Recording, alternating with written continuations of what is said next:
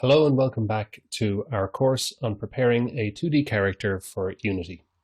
So in previous lessons we had added our sprites to Spriter, and then we have overlaid our bones over the sprites, which we had arranged into the image of our character standing up like this. And then we had linked in a hierarchy each of the sprites to one of the bones. So and some bones have more than one sprite as a child.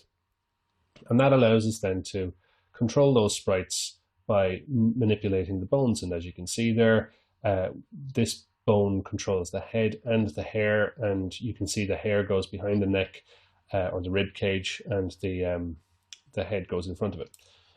So the next step would be to animate, but I want to have a quick talk about how we're going to prepare our animations and why we would do them in a certain order.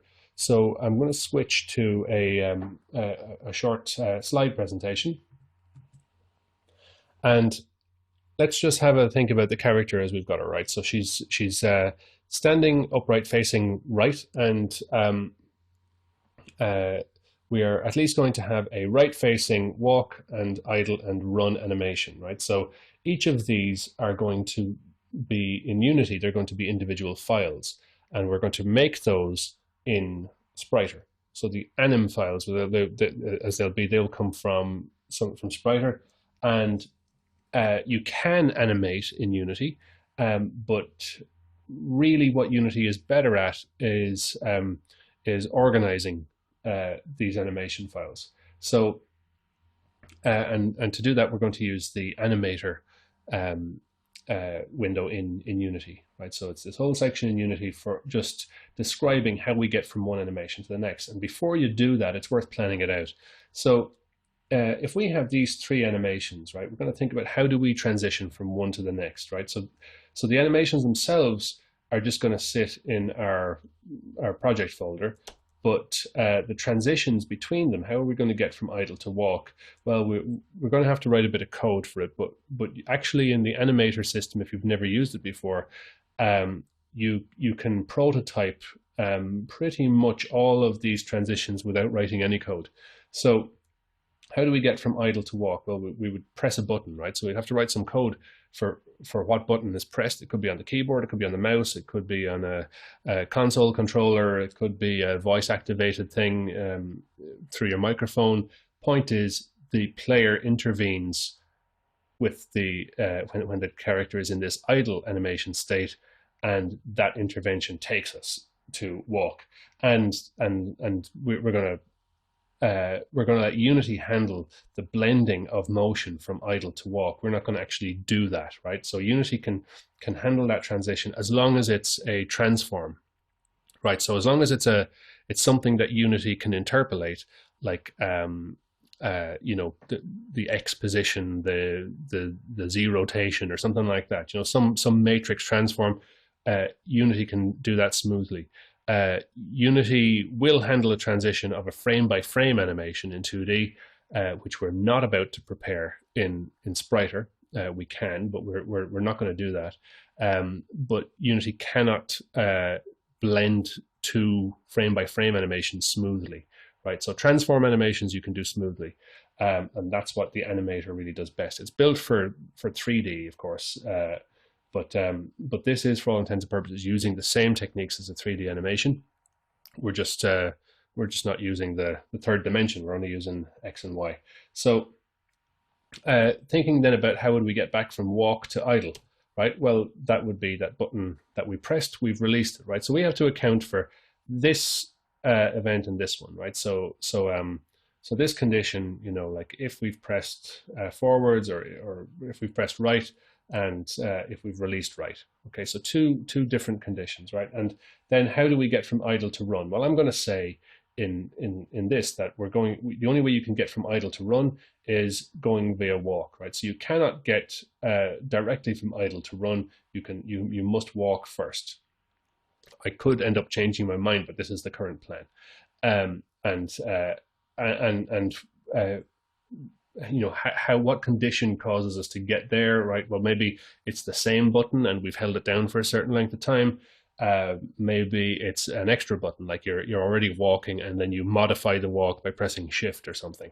Or maybe you pull the trigger on your PlayStation controller or something extra happens.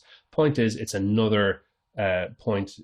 It's another input from the player, and that gets us from walk to run.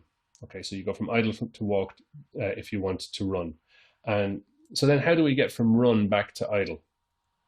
Uh, well, we could just let them, let Unity handle that transition, but that might look a bit weird, right? So I'm going to say that we put in our own short skid clip.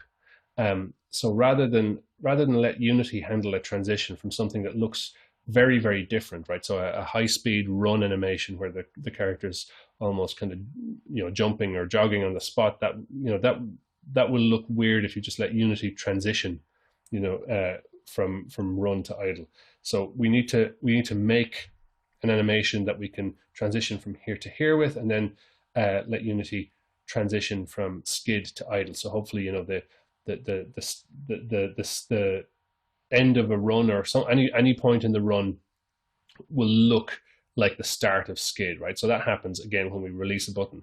And the thing is, this condition here and this condition here could be the same condition, but they will behave differently depending on which animation state you're already in. So it's worth planning this kind of stuff out because it gives you a picture of how much work you really have to do. So it's actually, probably not going to be all that much code that we have to write. I'm going to try and write as little as possible, and do as much prototyping in Unity's Animator as we can get away with. And then we can think about, like, how do we get from skid back to idle? Well, actually, the animator can handle that. It just times out, right? So when we get to the end of our skid animation, which is going to be really short, like less than a second, it'll just time out back to idle, right? That's the idea. And what we want to do then is I'm